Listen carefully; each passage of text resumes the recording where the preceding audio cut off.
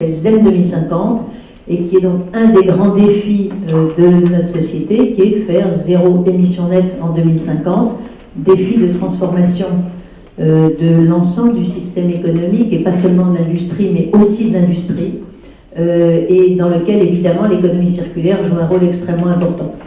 Il y a une priorité aujourd'hui qui est la décarbonation de nos économies, il y a une priorité et c'est une urgence aussi, et donc voilà. Alors, le défi collectif ZEN 2050, c'est une étude qui visait à... On a commencé juste après l'accord de Paris, quand le gouvernement a annoncé qu'en effet, on allait faire la neutralité carbone en 2050, c'était ça l'objectif national, on a décidé de lancer cette étude qui a duré 18 mois, permis à 27 entreprises de mettre en commun leurs données, leurs réflexions, toutes les roadmaps sectorielles sur lesquelles il y avait déjà eu beaucoup de travail, et de voir, de se poser vraiment la question comment on fait. Le défi collectif, c'était donc à la fois un défi technologique pour diviser les émissions par 5 ou 6, parce qu'en fait quand on dit neutralité carbone, je vais y revenir, je vais vous montrer le dessin, ça veut quand même dire sortir des fossiles, et plus. Un défi organisationnel, puisqu'on a fait, alors il y a eu beaucoup d'experts qui ont travaillé là-dessus. La publication n'est pas très grosse, mais il y a un pack de 500 chartes avec des modélisations sectorielles, des roadmaps, des calculs de cohérence, etc. Et puis donc un défi organisationnel, en gros, on ne voit pas comment on pourrait le faire sans réduire la consommation d'énergie par 2, ce qui est beaucoup. Et puis un défi sociétal, parce que l'autre résultat extrêmement important, c'est que contrairement à ce qu'on pourrait imaginer, oui, les entreprises vont trouver les solutions, puis les politiques vont prendre les politiques qui vont bien. Ça ne marche pas comme ça. Pour que les politiques prennent les politiques difficiles qu'il faut faire, il faut qu'elles soient acceptées. On l'a vu depuis l'automne dernier, je pense que vous l'avez vu aussi à Saint-Étienne, sur les ronds-points. Et donc, il faut qu'il y ait une compréhension et une appropriation et que la population entière achète cette transformation. La neutralité carbone, ça veut dire que le puits de carbone, qui est l'absorption de CO2 par les écosystèmes, donc vous voyez la toute petite colonne tout à fait à droite, vous avez la forêt, donc c'est exploitation forestière déjà stimulée, c'est pas complètement intensif, ça respecte des dynamiques territoriales, enfin on a pris des hypothèses assez acceptables, parce qu'il y a aussi beaucoup d'attentes à l'égard de la forêt, et on a besoin du puits de carbone, donc c'est des hypothèses d'exploitation aménagée, de captage de CO2 dans les sols et de captage et stockage du CO2 et reuse, éventuellement réutilisation du CO2, donc des options technologiques sur lesquelles il y a encore beaucoup de choses à faire. Et ça fait 100 millions de tonnes de CO2. Et puis ensuite, on a pris les émissions actuelles qui sont de 480 et on voit qu'en 30 ans, il faut diviser juste par 5. Ce qui est, et c'est là qu'on peut parler de chausse-pied, parce que comment on rentre toutes ces émissions dans cette petite colonne à 100, sachant que vous voyez un gros paquet orange qui reste dans la colonne de la fin et qui sont les émissions de l'agriculture. L'agriculture est un endroit où on a beaucoup de mal à capter le CO2 et le méthane et le protoxyde d'azote qui sort des champs, précisément parce que c'est très diffus. Donc on a fait des hypothèses de transformation des pratiques agricoles et de l'alimentation pour arriver à les diviser par 2, mais on ne peut pas faire beaucoup plus. Ce qui veut dire que les autres secteurs font également tout ce qu'on sait faire technologiquement sans réduire trop les modes de vie, et on arrive à faire du moins 90%, enfin on est obligé de passer par une hypothèse de moins 90% sur le transport, de moins 90% sur le logement, tout le bâtiment tertiaire, de moins l'industrie entre moins 70 et moins 90% selon les secteurs. Donc, vous imaginez que l'économie circulaire a sa place, et pas que ça. Et puis l'énergie, évidemment, on finit de décarboner l'énergie et on retrouve un équilibre, cet équilibre de neutralité carbone. Donc vous voyez, quand on parle logement, quand on parle transport, quand on parle alimentation, c'est là qu'on se dit qu'il faut effectivement embarquer les citoyens. Ça suppose zéro gaspillage nulle part.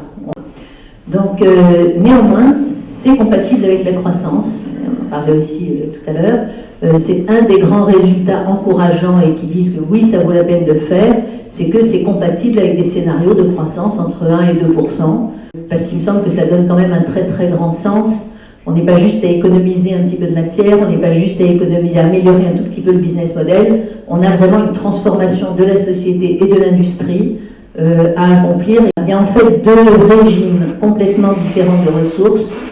Et quand on parle d'économie circulaire et économie de ressources, la pénurie n'a pas le même sens dans les deux mondes. Les ressources minérales étant, on connaît les stocks, alors de temps en temps on fait une découverte, mais on voit en gros l'évolution des gisements.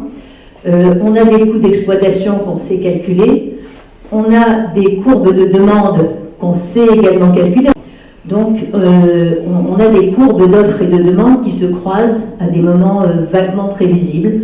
Donc bien sûr il y a des cycles, bien sûr on ne prévoit pas tout, mais il y a aussi un phénomène important possible de substitution, c'est qu'on connaît les propriétés de tel et tel matériau, et à un moment donné, on peut passer de l'un à l'autre.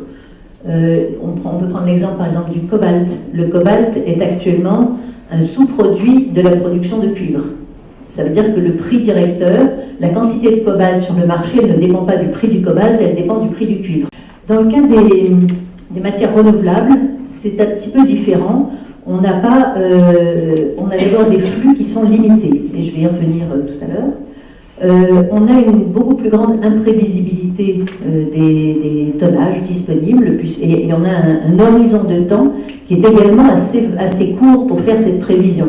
On voit les prix des matières premières agricoles fluctuer de façon tout à fait considérable, et ils fluctuent d'une saison sur l'autre, c'est-à-dire on voit si un été sec et soudain on a quelque chose, les agriculteurs de telle ou telle région vont semer, et donc les temps de réaction sont finalement beaucoup plus courts que sur les matières premières minérales, parce qu'ils dépendent des saisons. Et ils sont périssables, donc là encore, on ne peut pas stocker, je veux dire que des comportements normaux de dire ah ben on a un gisement là, on a un gisement de déchets là, on va stocker et puis on utilisera au fur et à mesure, sont plus ou moins valables, mais pas autant que pour les produits minéraux. Quand on essaye de regarder par quoi on va substituer les fossiles, on se rend compte que la décarbonation, ça veut dire utiliser beaucoup plus de matière de biomasse pour différentes choses. On parle des 6 F de la biomasse, c'est food, feed, fiber pour les matériaux, fuel pour l'énergie, forest pour l'absorption de carbone et les services écosystémiques que fournit la biomasse. Et j'en ai peut-être oublié un, et je le retrouverai. Vous le trouverez en tout cas dans le rapport, ne vous inquiétez pas. Voilà. Et donc, quand on se dit on se passe maintenant des fossiles, ça veut dire qu'on reporte sur la biomasse une demande extrêmement importante, beaucoup plus importante à la fois sur les matériaux, puisqu'il y a beaucoup de matériaux qui sont faits à base de fossiles, comme vous le savez, la chimie du gaz, les produits, les plastiques. Donc on a une très grande quantité de matériaux qui vont devoir se reporter sur de la biomasse. Des matériaux de construction, parce qu'on a également une substitution, par exemple, de ciment par du bois dans la construction, qui ne peut pas être massive vu les quantités, mais qui est quand même une des façons d'économiser du CO2 lié au ciment. Et puis, surtout, évidemment, l'énergie. Et donc, l'un des enseignements de notre étude ZEN, c'est quand on a mis côte à côte toutes les roadmaps des uns et des autres, on s'est rendu compte qu'il n'y avait pas assez de biomasse pour tout le monde. Et c'est un des secteurs sur lesquels on suggère qu'il y ait une gouvernance qui soit réinstallée pour aménager le territoire, pas déforester l'ensemble de la planète dans les 10 prochaines années, et ne pas reproduire ce qu'on avait vu il y a quelques années quand il y a eu l'émergence des biocarburants aux États-Unis, les émeutes de la faim, où le marché des biocarburants est finalement plus riche que le marché de l'alimentation. Ce que dit aussi cette étude, c'est que l'ensemble des secteurs doivent se transformer. Et donc, qu'est-ce que ça veut dire pour le secteur des déchets et de l'eau? Ça veut dire évidemment qu'il n'y a pas de déchets, qu'il n'y a plus de décharge. En gros, on ne met rien en décharge parce qu'on a toujours soit du tri, soit du recyclage vers les produits, soit du recyclage vers les matériaux, et soit du recyclage par exemple, il y a beaucoup de méthanisation pour faire du biogaz, donc du recyclage aussi vers l'agriculture d'un certain nombre de digestats, avec des conditions, parce qu'on ne peut pas prendre n'importe quel déchet et en remettre la partie solide dans les champs. Donc on voit bien des enjeux technologiques de tri, de qualité de ces digestats qui vont être importants.